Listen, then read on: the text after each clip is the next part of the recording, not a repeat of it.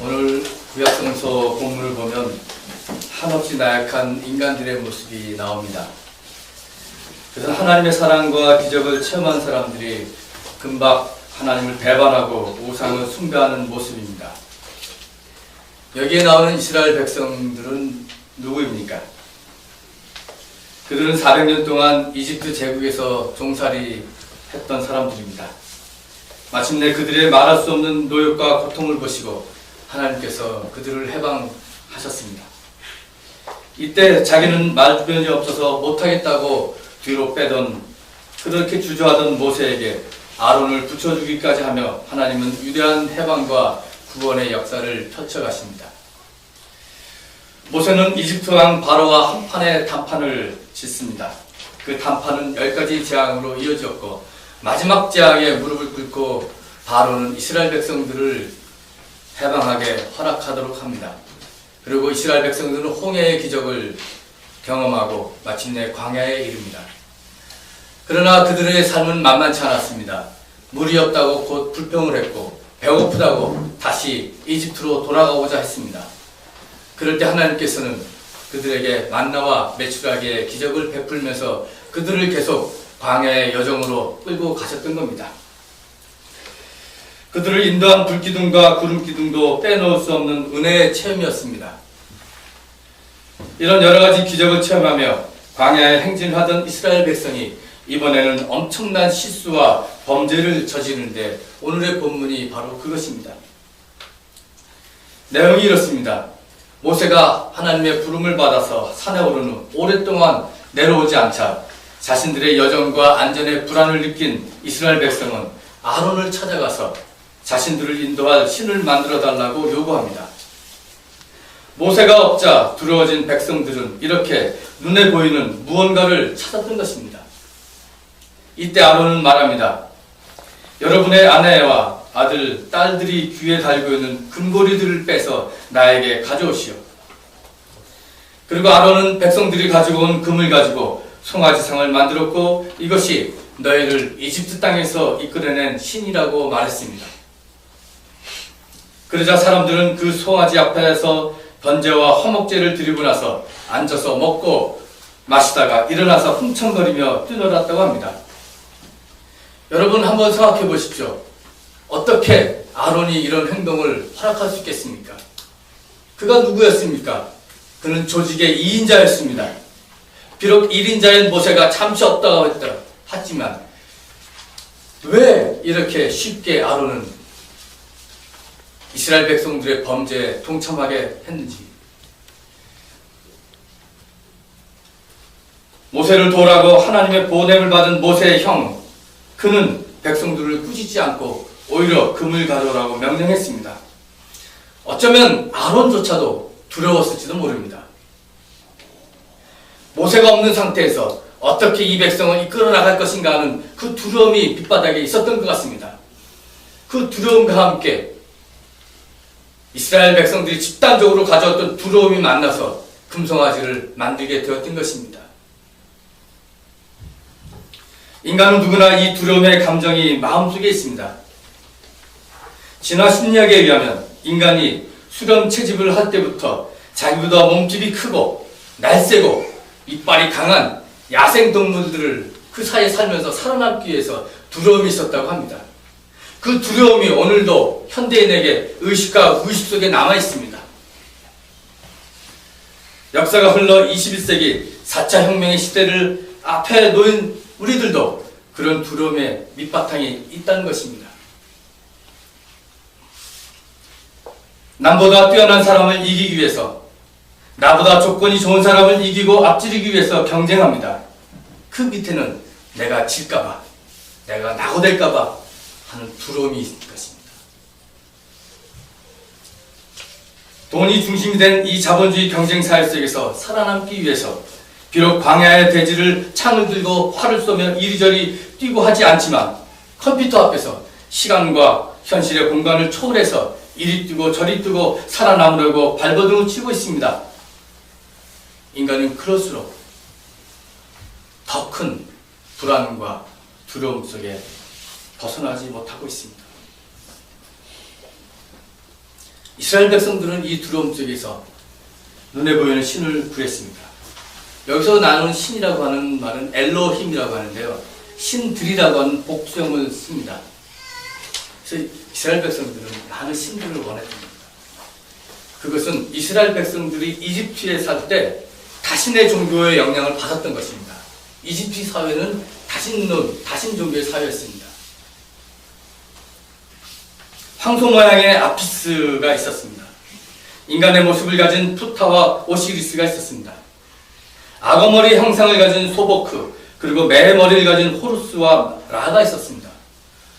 그리고 숲약 모습을 한 아문이 있었습니다. 이것들을 주요 신으로 섬겼고, 또한 나일강과 태양까지도 이런 자연도 숭배했던 것입니다. 자연 숭배 사상이 거기서 나왔습니다. 여기서 이스라엘 백성이 섬긴 송아지 형상은 이집트의 우상 아피스를 보던 것이 분명합니다. 그들은 이 송아지를 하나님의 형상으로 알았습니다. 불행하게도 이스라엘의 구약의 역사를 보면 이때뿐만 아니라 나중에 계속 이스라엘 사람들이 범죄를 하는데 금송아지를 계속 이렇게 섬기게 되는 역사가 나옵니다. 열왕기 상에도 나오고 역대하, 호세아도 계속 나옵니다. 우상을 섬기는 그런 모습이 나옵니다. 또한 그들이 송아지 형상 앞에서 먹고 마시며 뛰놀았다고 합니다. 이것은 이방 종교의 전형적인 축제의 모습입니다. 여기서 뛰놀았다고 하는 말은 흥겹게 떠들며 논다라고 하는 뜻입니다. 당시 이방 종교의 축제 행사는 흥겹게 뛰어놀았습니다. 황소 앞에서, 황소는 힘과 생산을 상징합니다. 황소 앞에서 뛰놀았다고 하는 것은 이방 종교에서 행하던 어떤 성적인 행위였습니다. 그 성적으로 타락한 행동을 사람들이 거기서 행했다는 겁니다. 두려움 속에 있었던 아론은, 두려움 속에 있었던 이스라엘 백성들이 가져온 금으로 이렇게 이방 종교에서는 하는 송아지 형상을 만들고 그 앞에서 흉악한 일을 했던 겁니다. 그때 그들이 모두 기가 막힌 일을 벌이고 있을 때 하나님께서 모세에게 말씀하십니다. 나는 이 백성을 살펴보았다. 이 얼마나 고집이 센 백성이냐. 이제 너는 나를 말리지 말아라. 내가 노하였다. 내가 그들을 쳐서 완전히 없애버리겠다. 그러나 너는 내가 큰 민족으로 만들어주겠다. 지금까지 기적을 일으키며 사랑과 궁휼함으로 인도한 그의 백성을 한 방에 쳐서 없애버리겠다고 하나님은 분노하셨습니다. 우상 숭배 앞에서 저런 못된 짓을 하는 사람. 그러자 모세는 백성들을 살려달라고 하나님께 애원합니다. 그것이 11절에서 13절 내용입니다. 주님, 어찌하여 주님께서 큰 권능과 강한 손으로 이집트 땅에서 이끌어내주신 주님의 백성에게 이와 같이 노하십니까? 어찌하여 이집트 사람이 그들의 주가 자기 백성에게 재앙을 내리려고 그들을 이끌어내어 산에서 죽게 하고 땅 위에서 완전히 없애버렸구나 하고 말하게 하려 하십니까? 제발 진노를 거두시고 뜻을 돌이키시어 주님의 백성에게서 이 재앙을 거두어 주십시오. 모세는 오늘 우리 식으로 얘기하면 중보기도를 드린 겁니다. 탄원했습니다. 그리고 이렇게 얘기합니다. 하나님께서 우리 조상에게 하셨던 약속을 기억하십시오. 우리 후손들이 하늘의 별처럼 만능해지고 우리에게 땅을 주시겠다고 하는 하나님의 약속, 아브라함과 이삭과 이스라엘에게 하셨던 그 약속을 기억하십시오 하면서 하나님의 약속을 회상시킵니다. 그러자 하나님은 모세의 이 간절한 기도와 하나님이 스스로 하셨던 그 약속 때문에 이스라엘 백성에 내리시고자 했던 재앙을 거두십니다. 여러 사랑의 기적을 통해서 끊임없이 하나님의 은혜를 경험했던 이스라엘 백성들. 그러나 그 구원에 하나님은 신뢰하지 못하고 송아지 우상을 만들어서 하나님을 분노하게 했던 그들의 모습을 보면서 오늘 우리들은 무엇을 느낍니까? 전 여기서 두 가지의 교훈을 찾았습니다. 첫째 하나는 모세가 산에 올라갔다 내려오지 않자 오랫동안 있었다고 해요. 본문에 의하면 사람들이 금송아지를 만들기 시작했습니다. 그것은 무엇입니까? 인간의 조급함, 인내심 없는 모습을 보여줍니다. 지금까지 그들과 언제나 항상 계셨던 하나님을 금방 잊어버렸습니다. 그리고 배신했습니다. 스스로 있는 하나님, 나는 나다, I am who I am 했던 그 하나님을, 보이지 않는 하나님을 인간이 보이는 그 신들의 형상으로 만들었던 겁니다. 우리도 신앙생활 하다가도 힘이 들면 금방 이렇게 원망하게 됩니다. 일이 잘 풀리고 모든 것이 잘 될 때는 하나님 감사합니다, 주의 이름을 찬양합니다, 두 손을 높이 들고 찬양하다가도 몸이 아프거나 뭐 일이 잘 안 풀리면 금방 하나님을 원망합니다. 물론 원망의 단계가 있죠. 나를 왜 이렇게 낳는가, 내 부모를 원망하고 남편을 원망하고 아내를 원망하고 내 환경을 원망하다 결국은 그 고는 하나님입니다. 하나님, 왜 나에게 그런 시련을 주십니까? 나에게 왜 저런 인간을 붙여주셨습니까? 하나님 원망하게 됩니다. 그리고 스스로 계신 하나님 한 분 대신에 나의 원망을 채우기 위해서, 나의 욕망을 채우기 위해서 많은 신들을 만들고 그 헛된 것들에 의지하게 됩니다. 두 번째, 이스라엘 백성들이 만들어 놓은 것은 결국 금송아지였습니다. 하나님에 대한 원망은 우상 숭배로 이어졌던 것입니다. 그것을 더 하나님보다 더 섬기고 더 의지했던 겁니다. 오늘 우리들의 우상은 무엇입니까? 내 안에 있는 금송아지의 우상, 수많은 형태로 존재하고 있음을 우리는 보게 됩니다. 내가 나 자신을 사랑하고 나의 존재감을 세우라고 하는 말을 많이 듣습니다. 자존감을 세우라고. 물론 필요합니다. 그러나 그 자존감이 심해질 때 나 이외에 다른 사람을 무시하고 이웃을 무시하고 하나님을 무시할 때 그 자존감은 교만한 마음으로 바뀌는 것입니다. 인간의 마음속에 있는 금송아지의 우상은 사회 현실 속에도 그대로 나타납니다. 돈을 만물의 척도로 알고 돈으로 인간을 판단하고 세상의 진선미의 가치를 재단합니다. 자본이 우상이 되는 겁니다. 요즘 우리는 큰 것, 많은 것, 그래서 더 빠르게 쟁취하려고 합니다. TV 광고를 봐서도 마찬가지입니다. 큰 것, 많은 것을 빠르게 얻을 수 있다고 광고합니다. 저는 영화를 보러 가서 저 선전 나오는데 그 귀를 막고 싶어요. 안 보고 싶은데 계속 저에게 강요하는 거예요. 계속 강요해요. 자동차 크다, 뭐 어디를 가면 여행할 수 있다. 아니 저 보기 싫은데 계속 저에게 강요하는, 여러분 그런 거 안 느끼셨어요? 저거 안 보고 싶, 빨리 영화를 보고 싶은데 남한산성 보고 싶은데 계속 강요를 해요. 자본의 우상을 계속 저에게 무의식적으로 강요하는 겁니다.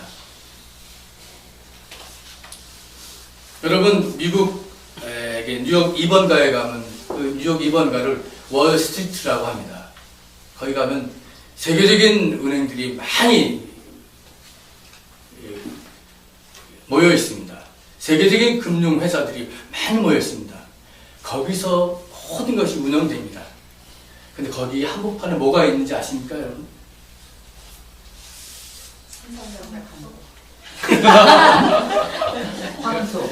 황소가 있어요. 황소. 크게 황소가 있습니다. 물론 그게 다 금으로 된 건 아니겠죠. 검출 그게 다 금으로 된 거라면 누런 황소가 2번 스트리트 거기에 있는 거예요. 저도 뭐 가가지고 뭐 좋다고 사진 찍고 그러는데 지금 생각하면 아찔합니다. 등골이 오싹해요. 기독교 국가라고 하는 미국에 가장 금융거의 중심 한복판에 황금송아지가 있는 겁니다. 자본의 우상. 오늘의 교회도 큰 것, 많은 것, 빠른 것의 우상에 사로잡혀 있습니다. 빠른 시간 내에 큰 건물을 지어야 되고 많은 사람을 모아야 한다는 생각입니다. 유발 하라리가 쓴 호모 사피언스라고 하는 책이 있습니다. 유발 하라리는 이스라엘 태생으로 역사학자입니다. 지금 이스라엘에 있는 그 히브리 대학의 역사학 교수입니다. 물론 이 책은 진화론적 관점에서 쓴 책입니다. 인류의 탄생과 역사의 발전을 진화론적인 관점에서 썼습니다. 그래서 때로는 이런 것들이 있나 이렇게 좀 토론하고 싶었는데, 물론 하여튼 이 전반적으로 유발 하라리가 얘기하는 거는 좀 시사하는 점이 많습니다. 역사 발전에 있어서. 그 사람이 이런 얘기를 했습니다. 수렵 채취하던 그 농업혁명이 있기 전에 수렵 채취하던 인간들의 시대, 호모 사피엔스를 중심으로 한 많은 인간들이 있었는데, 이 호모 사피엔스 시대에, 그 수렵 채취 시대에 많은 동물이 있었다. 그 동물 중에 하나가 침팬지라고 하는 무리가 있었다는 겁니다. 근데 그 침팬지가 가장 그 조그만 집단으로서 이어나가는데 전형적인 숫자가 있다는 겁니다. 최소 단위, 사회적 그룹을 이끌어 나가는 그 숫자는 20마리에서 50마리라고 합니다.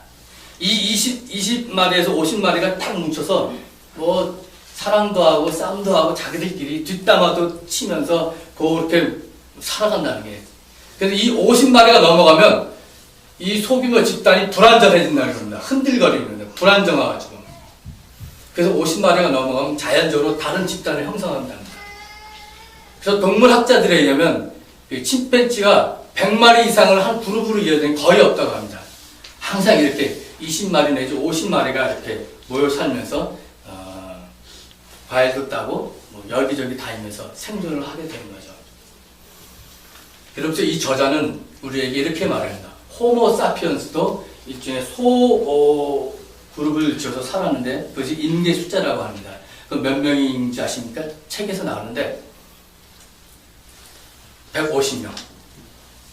침팬지는 50명을 상한선을 뒀더라면 인간은 호모 사피언스는 150명을 뒀다는 거예요. 그 안에서 서로 뒷담화도 치고 싸움도 하고 사랑도 하고 애도 낳고 막 이렇게, 제가 지난번에 얘기했죠. 그 조회족 저기 아마존에 있는 마지막에 있는 조회족 그것도 마찬가지였어요. 이 호모 사피언스도 50명 내에 서로 사랑하는데 남자가 몇 명인지도 몰라요. 그거 중요하지 않아요. 서로 다 자식은 네 자식 내 자식 같이 살아가요. 여자는 어느 식으로 정자와 난자가 하나하나가 중요하지 않습니다. 남자는 정자를 가능한 대로 많이 받습니다. 그래야 훌륭한 사냥꾼도 나오고 훌륭한 이야기꾼도 나오고 그 속에서 훌륭한 전사가 나온다고 그래요. 남편이 많이 받아요. 아무튼 150명의 임계점입니다. 150명이 넘어가면 다른 그룹을 이어가죠. 근데 이제 나중에 인간들이 150명은 넘어가죠. 도시를 만들고 촌락을 만들고 도시를 만들고 제국을 만듭니다. 그래서 몇백 명, 몇천 명, 몇십만 명의 제국을 만드는데, 그렇게 되기 위해서는 인간이 생물학적 환경이나 생물학적 이런 육체 가지고 유지가 되지 않는답니다. 그때 필요한 것은 뭐냐? 공통의 신화가 필요하다는 겁니다. 이 집단을 이뤄가기 위해서 사제가 필요했고, 무슨 학자들도 필요했고, 많이 필요한 겁니다. 공통의 신화를 통해서 이 집단을 이어가는 겁니다. 150명. 그것이 오늘 현대에도 남아있다고 해요. 사업체를 하는 사람들. 처음에는 가족 경영으로 시작하더라도 사람이 많아지고 기업이 발전해지면 150명이 넘어가면 탈바꿈을 해야 된다. 기업의 경영의 논리가 바뀌어져야 된다. 손정희 집사님 지금 몇 명이죠? 150명 넘어가면 기업을 탈바꿈해야 됩니다. 군대도 마찬가지고 모든 사회적 네트워크가 150명을 넘어가면 새로운 논리가 필요하다고 한다는 겁니다. 제가 그 책을 읽으면서 교회는 다 제가 무릎을 꿇어서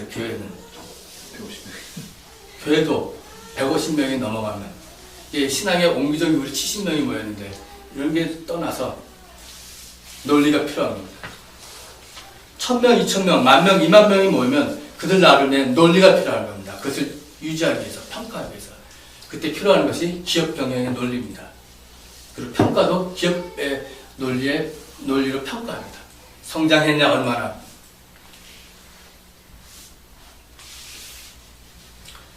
그때 거짓 신화가 동원되기도 하죠. 신앙의 이름으로 경영의 논리가 채용될 때는 그것은 바로 우상이 되는 겁니다. 이렇게 수많은 우상의 현실 속에서 우리가 살아가고 있습니다. 다시 본문으로 돌아갑니다. 이러한 조급함, 불안감에 휩싸인 이스라엘 백성들은 황금 송아지 우상에 빠지게 되는 큰 범죄를 저지릅니다. 하지만 모세의 탄원과 중보 기도를 들으신 하나님께서는 이스라엘 백성들을 멸하시겠다고 하는 재앙을 거두시고 하나님의 사랑을 다시 보여주셨습니다. 하나님은 그의 약속을 지키시는 하나님으로 그들에게 다가갔습니다. 여기서 우리는 우상 숭배자들을 심판하시지만 역시 그 사랑으로 분노를 거두시고 모세와 같은 중재자의 탄원을 들으신, 그래서 그 약속을 기억하시며 사랑으로 다가가셨던 하나님의 거룩한 본질을 우리가 볼 수 있습니다. 하나님의 사랑을 다시 받기 위해서는 회개와 결단이 필요합니다. 그래서 모세는 그들이 만든 숫송아지를 불에 태웁니다. 그것을 가루로 만듭니다. 빻니다. 그 가루를 만들어서 물에 섞습니다. 그것을 이스라엘 백성들에게 마시게 했습니다. 이것은 회개와 결단의 상징적 행위입니다. 하나님 앞에서 하나님 아닌 것들의 가치를 부여했던 우리들의 마음도 돌이켜야 합니다.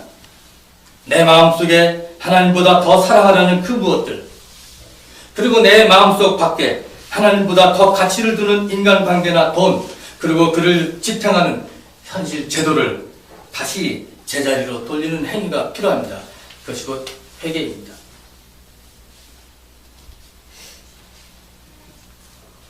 언제나 우리는 하나님의 뜻이 무엇인지 찾고 구하고 분별하려는 온유하고 겸손한 마음이 필요합니다.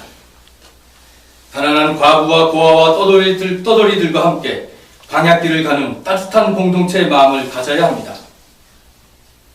그러기 위해서는 지금까지 나와 그리고 우리 공동체와 함께 하시며 보여주셨던 하나님의 사랑의 기적, 은혜, 그것을 기억해야 합니다. 인생의 광야길을 가면서 힘들고 어려운 때를 만나더라도 그동안 내가 경험했던 홍해의 기적, 만나와 메추라기의 축복을 기억하며 가나안 땅을 향해서 나아가야 합니다. 무엇보다도 우리는 먼저 광야의 인생길을 가면서 십자가에 달리신 그리스도 예수를 바라보는 것을 잊지 말아야 하겠습니다. 십자가에 달리신 그리스도 예수를 바라보며 오늘도 내일도 그리고 영원히 우리의 믿음과 신앙의 여정을 가야 합니다. 여러분, 하나님이 우리와 함께 하십니다. 오늘 이 말씀을 가지고 잠시 묵상하시겠습니다.